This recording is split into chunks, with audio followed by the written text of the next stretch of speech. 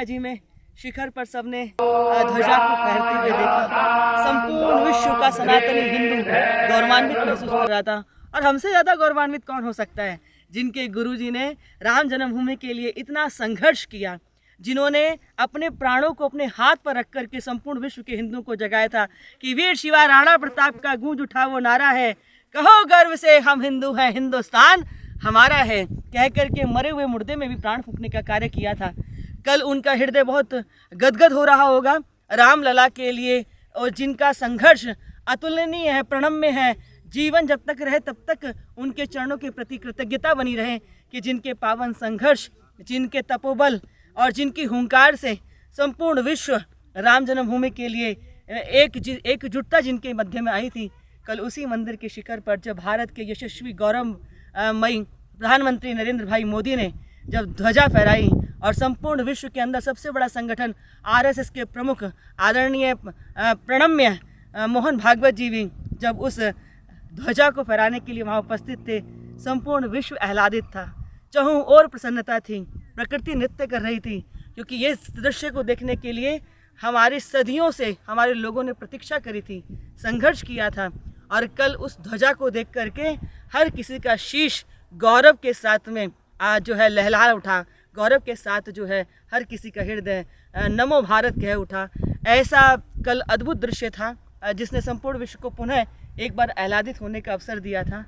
बार बार इस भारत की भूमि को प्रणाम करने का मन करता है, क्योंकि हमारे ऋषियों ने तप किया और उसी के कारण हमको भी उस परंपरा को जीने का अवसर मिला है। कहीं ना कहीं संसार में हम खो जाते हैं। हम आते तो निर्मल है, भगवान की जो सृष्टि है वो बहुत निर्मल है, लेकिन कहीं ना कहीं माया के कारण हम उसमें लिप्त हो जाते हैं और मैं मेरे में फंस जाते हैं। फिर भगवान कहते हैं कि जाओ थोड़ा तप करो, साधना करो, भजन करो। उसके बाद फिर वही चित्त के अंदर निर्मलता आ जाती है कि नहीं, करने वाला तो मैं कोई हूँ ही नहीं, ये तो सब भगवान की ही सृष्टि है। और वे निमित्त बनाकर के जीव से कुछ सेवा ले पाते हैं, और सेवा ले पाने में भी चेतना और चैतन्यता तो उन्हीं की ही रहती है। तो हम बड़भागी हैं, भाग्यशाली हैं।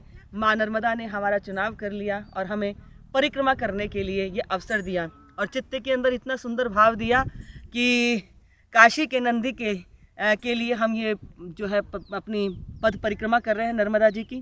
काशी के नंदी को महादेव की प्राप्ति हो जाए, सिर्फ इस भाव को लेकर के कि ये हमारी यात्रा हो रही है।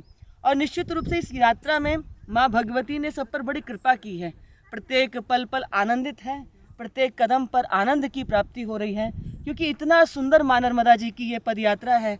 चहुं ओर प्रकृति है, इतने सुरम्य वन है, पगडंडियाँ जो हैं वो कच्चे रास्तों पर पहाड़ियों में से होकर के निकाल के लेके जाती हैं। बचपन में जब कभी हम टीवी पर चित्र देखा करते थे, कभी हम जब नीचे जो वो सीनरी बनाया करते थे, तब ऐसे ही चित्रों को देखा करते थे। और आज जब हम उन पगडंडियों से गुजर रहे हैं तो प्रत्येक क्षण हमारा चित्त जो आह्लादित होता है। अपनी गुरु परंपरा को, अपनी ऋषि परंपरा को हम प्रत्येक पल प्रणाम करते हैं कि आपके तपोबल ने हमको यह अवसर दिया कि हम भी नर्मदा जी की परिक्रमा कर सकें। हमारे ऋषि धरती पर नर्मदा जी को, गंगा जी को लेकर के आए। उन्हीं ऋषियों की पावन परंपरा में भी हमको उस पदों पर, उस पथ पर हमको भी चलने का अवसर दिया।